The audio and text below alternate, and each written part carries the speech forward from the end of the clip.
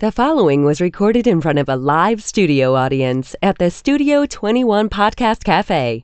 This is the United Podcast Network.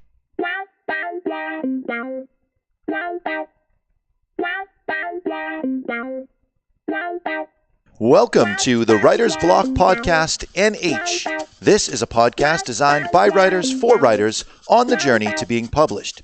Joined Mandra Biscornet. It was so healthy and nutritious. Deborah Monk. Can we open each podcast with a dance number?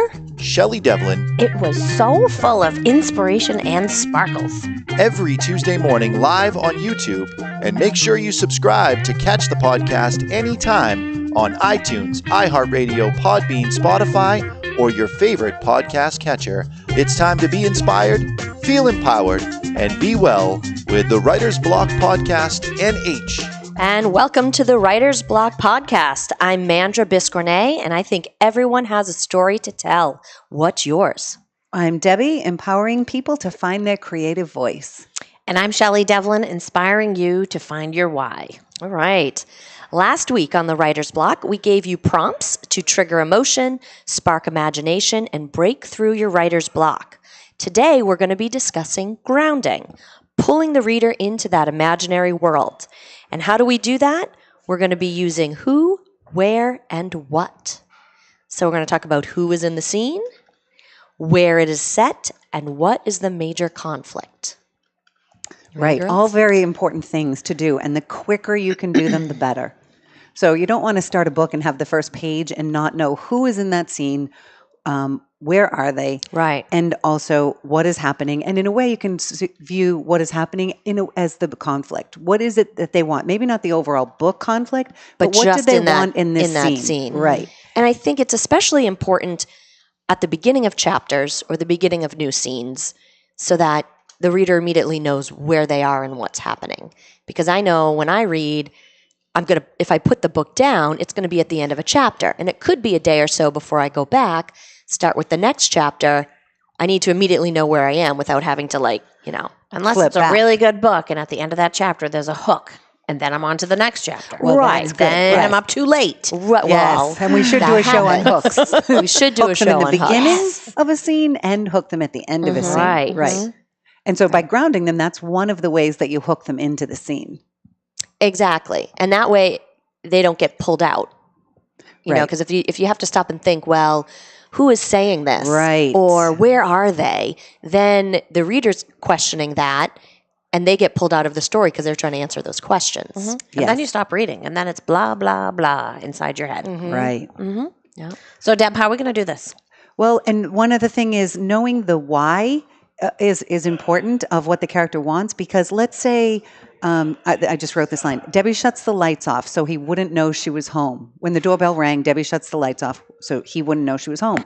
Now, it matters. Is it because it's a Jehovah's Witness outside or is it Jack the Ripper? Yes. Right? So am I hiding because I'm afraid for my life, or am I hiding because I you just want to don't want ignore to be who's out annoyed? there? Right. Right. And so if you can make sure you let that's why the why is so important. So I have some examples here. I went to my bookshelf, and I've really realized I started to get hooked on these ebooks, the convenience of that, but I really miss being able to go to my bookshelf and see all those books and to say, oh, I want this book, and so I'm going to go pull it out. It's not the same thing on the Kindle. No. Agreed. So, And I'm a page turner. I need that too. I'm going to go back. Yeah. You're going to back to real books? I did the other night. Jonathan came home at 6:30 and wanted to. And you shut the lights off. No. No, he wanted. Well played, Mandra. Good job. Good Well job. Pay played. back. Thank you. And he just wanted to watch TV, and I really didn't. And so I thought, I really wanted to read Stephen Pressfield's new book. And I had gone to Barnes & Noble that day to buy it, but they didn't have it. So I bought it on the Kindle. But now I'm really missing that I don't have that book on my shelf. Anyway, sorry, that was. So you went to your shelf, and what did you So I went find? to my shelf. So I thought, I'm just going to pull out some books. Now, Karen Robards is one of my favorite writers. So I pulled out Hush. And then I read just the very beginning, and this tells us 2 of the 3. It tells us where and why, but not who. The Houston mansion was huge, dark, deserted, except for the corpse hanging in the living room.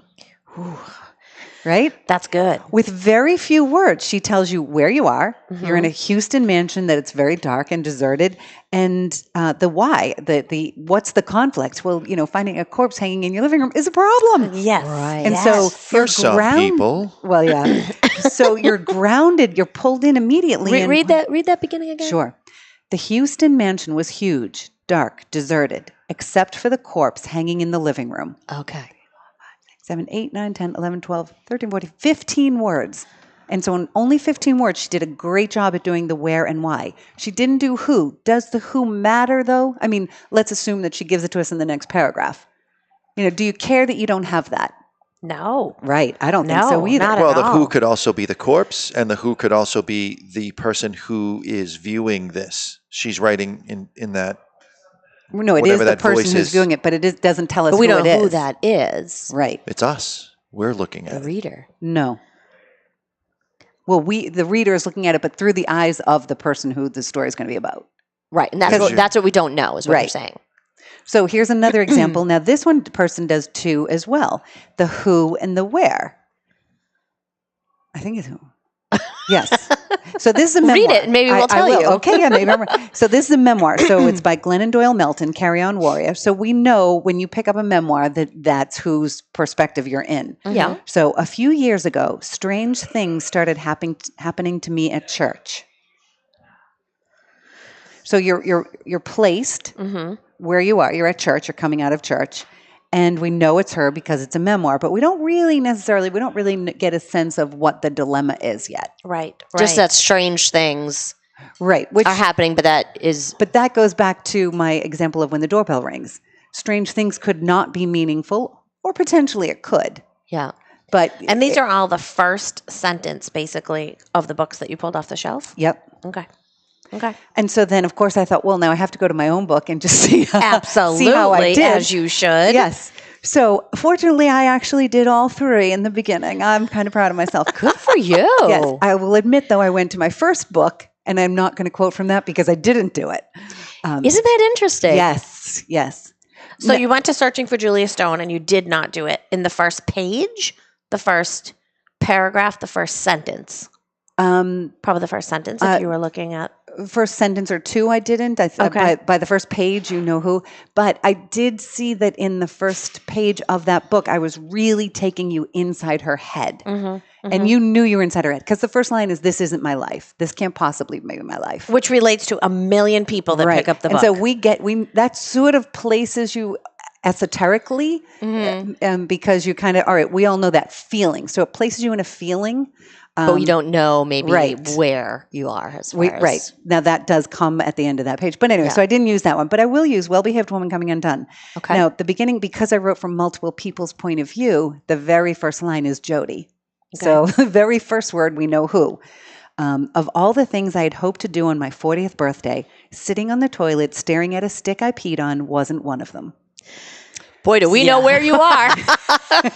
You definitely know There's where. a visual definitely know where you are. You definitely know who. And we know the conflict. Right, because I peed on so many sticks, and I never had to tell anybody. Were they outside sticks? Hopefully. Yeah. But nobody, when you're taking a pregnancy test, you're going to have strong feelings one way or another. But it's not a simple, like it's going to be one way or the other way. You're either going to be really happy or really not happy, depending. Right. Yeah, there's no halfway point there. Right. No. So we know exactly who it is because of how you start your chapters. Yep. We know exactly where she is. Yep. And what the conflict is. Right. For sure. So you grounded us in, I you want to did. read that one word? Was that one sentence? Yeah. Of all the things I had hoped to do on my 40th birthday, sitting on the toilet staring at a stick I'd peed on wasn't one of them. But so it's a really, every time we do one of these shows, it really does make me think, boy, have I ever really actually consciously done this? I thought of that on the way here because part of what grounding is really taking other things that we've already talked about, like your setting. Yes. Right? It's your setting. It's your character. It's your senses. Yeah. In a way, sometimes. So if you bring those things together, then the scene is going to feel grounded. If your setting is clear. If your characters are strong, you're going to know the who. Because the who, you're going to know the where, And- the setting. Exactly. So it's almost like if you do those other things, and this will sort of naturally happen, and you might not need to think about it too much. Well, see, I'm going to go on the other side because I'm going to say, let's say you're doing all those things, but you didn't realize how important they are and how they tie together, and possibly how soon you should do them. I mean, I'm just thinking I'm going to go back to every single chapter and read my first paragraph and see if I've grounded. Well, the one thing, as you're going further into the book, you're going to be more grounded in that story. So let's say, if you start the book in your home and you've If it's a described it continuous there, story. Yes. that's true. You might not have you don't have to If repeat it's- it every time. No, but she's saying because- because she does different stories. Right. Wow. Right. It'll be really important. And this goes back to when we went to Mandra's house. And we realized that she hadn't, we know her. And then once we saw her house, we realized we had no idea what her house looked like. Right. So we Right. realized she hadn't done enough of that. That because we Right. knew her and knew the story, that we felt grounded, but in the actual you kind of words. you kind of like excused that, Yes. almost not knowing Yes. what the house looked like or where some of these things took place, what the rooms looked like. Isn't Right. this a deeper understanding of the whole show not tell concept? This is really, you're going to show who's in the scene. Right. Yeah. You're going to show where the story is set, and you're going to show what the major conflict is, not tell about them. Right. And make sure they're in there. Make sure that you are showing those necessary pieces. And that each one of them then becomes almost a character. Had I started Well-Behaved Woman, let's say she's checking the pregnancy test, but she's, waiting at the bus stop. She peed and then went out to get her other kids. She peed at the bus stop? Well, I was trying to figure out how that would look. Yeah, I This just just became a whole different book that I was interested in. And I'm saying if I said it somewhere else, the fact that she's sitting on the toilet makes her a little bit vulnerable. It makes it more intimate. It makes it right in the moment. Yeah. Whereas, the things that you choose to tell, the way you choose to tell where she is, you can't make it random. It can't just be random. It has to be part of the story. It has to Right. propel the story forward. Right. Or speak to the emotion or Right. whatever. Is, If that corpse thing wouldn't be the same thing if it, let's say, well, see, the corpse was hanging, Yeah. Right. which is different than on the floor. well, and she's Because now you know that if it's hanging, it was Yes. probably a suicide. So there's a lot of. Oh, I don't. Yeah, well, or a murder. Well, that's what I. yeah. Yeah. Because if it was a murder, they'd just be on the floor. But what if it was in a Staged totally suicide? public office building? Staged suicide. And using the It's a- word but- corpse. But you're in a Houston mansion. We already know you're. That's what I mean. But see, that's the point. Had she set that at the IBM Oh, I opened its Or the post doors. office. Well, and so now there are 100 people seeing the corpse. Right. In a very public, well-lit place. She has it in a Houston mansion, dark, deserted, dim. So somebody is coming upon a corpse by her, I don't know why I'm assuming her, but by him or herself, which is different. It wouldn't be as interesting. The supermarket opened and, that Flip we on the find the lights, general, right. all the cashiers see the general store manager hanging. Right. It doesn't set the same scene. It could be different. But so you have to be aware of all of these things that you ground. You want to use them to be moving the story forward. You also, I expect, in the next couple of sentences that we're going to be talking about odor, because she used the word corpse, not body. Right. So it's in a deserted mansion type feel. It's dark. And that word corpse means this thing's been hanging there for a while. That's a You're good not point. checking its pulse for fear that skin's going to fall off on your hand. I'm grossed out now. Yeah. Yeah. And she didn't name the part. She's called it a isn't corpse. John. Right. Right. He Right. doesn't- The man or woman, really. Right. Right. We don't know. We don't know. So there's no real identity. See, I see a man, and he's wearing a gray suit. I see a man too. He's got And a see, tie on. I think corpse is just dead.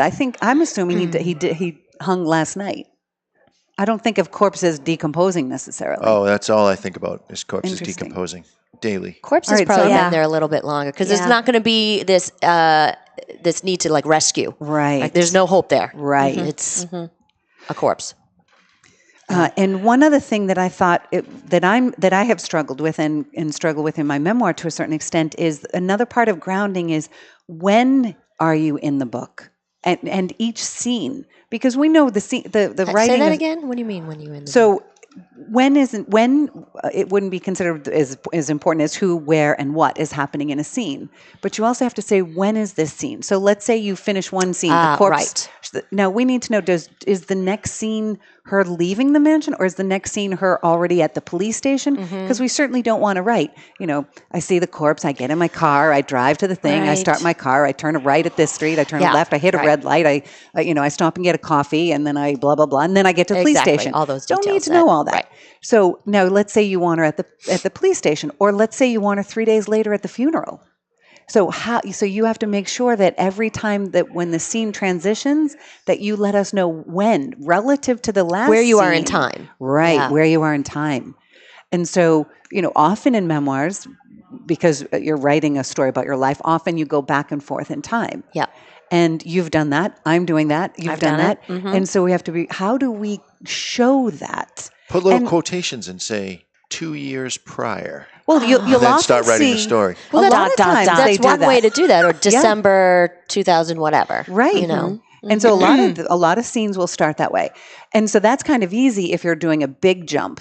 Then you can do that. But you can't do that in the scene, 15 minutes later, she's at the police station. Right. Or 3 days later, she's at the funeral. So you can't always use that little tagline. So you have to make sure that you can transition and let them know how much time has passed, because that's when it can get confusing if you're reading. And if your reader gets confused, Right. You're pulling them out of the world that you've created. Exactly. And that's the point of grounding. Grounding. Is how real a dream feels, even though when you're telling it after the fact and you think, well, I can't fly, but in the dream I could fly and it was so real. Well, when someone's in your story, you want to keep them in that world. And the longer you can keep them in there, the more likely they are to keep flipping the page and not stop. And the more people stop when they're reading a book, the deadlier it is. If you're reading and you go to sleep and you wake up the next day and can't wait to pick it up again, that's good. No time has passed. Right. But if you wait a week and a million things have gone on and you read a chapter and then you wait another week, that book didn't do a good job pulling you in. Right. And so that's how important grounding is. And so how do you show the transition of time? Right. And it can't be you just tell. You can't start everything 3 days later, 2 days later, tomorrow, the next night. Right. So that's why you have to get clever. So when you start really looking, which we've talked before about the back of the book generally being written by somebody else, and so that's why I don't read that. I go to that first line because either they're going to pull me in or they're not. And that's why, for me, Searching for Julia Stone, my first book, even though it didn't do all of these things, I still wouldn't change going back because I felt pulled in. Okay, this isn't my life. This can't possibly be my life. I thought, okay, I'm interested because I know that feeling. So it's sometimes that you can pull them in through emotion. And I had several people read your book, Searching for Julia Stone, that wanted more when they were done. They wanted to know where she goes now. Yeah. Right. What happens next? And What happens next? And that's the best compliment. Right. Yeah. Right. Yeah. Wow. So right. so I think I know that yesterday, I did these few books. I picked these out, but every single book I pick up from now on, I am going to be aware, even though I know all this stuff. God, yeah. But I am literally going to every single book I pick up. I'm going to look at it and say, okay, did they ground me in that world? Have they pulled me into their dream? Because that's what writing, that's what movies are. It's suspending disbelief. So how can someone write a science fiction novel about taking place on Mars? You have to believe it. Right. Yeah. And to get your reader to believe it. And it's like time travel. Do you believe in time travel? No. But Jonathan, what have we just watched with the monkey butler? The Monkey Butler. The Umbrella Academy. The Umbrella Academy. One of the kids can time travel. No, we don't, do I believe in time travel? No. But they did a good job so that I suspended my disbelief. And I believe you say, okay, I'm going to go along with Yes. this. Okay. Yes. Right. I'm going to go with you. What grounding will do. If you manage to do it in the beginning, you want to make sure you never let them come out of your world. Right. That they stay there. They stay right in that Yes. imaginary world with you. Yes. Yeah. So it's fabulously fabulous. This is one of my favorite shows. Well, it's important, and it does kind of pull all those writing skills together. So definitely be sure to check us out next week because we're going to continue working on this grounding. Well, I think we could do a good job of giving examples of our own writing. I think that would be interesting Let's because do it's it. easy to see the people who do it well. Come along with us and see people who see if are we can- learning to do it well. Right. See if we can make it better. Yes. See if we can make it better. Please check us out at the Writer's Block NH Facebook and the Writer's Block podcast on your favorite podcast catcher. If you'd like to hear this episode again or share it with a friend, you can head on over to the UnitedPodcastNetwork.tv. That's UnitedPodcastNetwork.tv. Thank you for listening. We hope to inspire and empower you to tell your own story.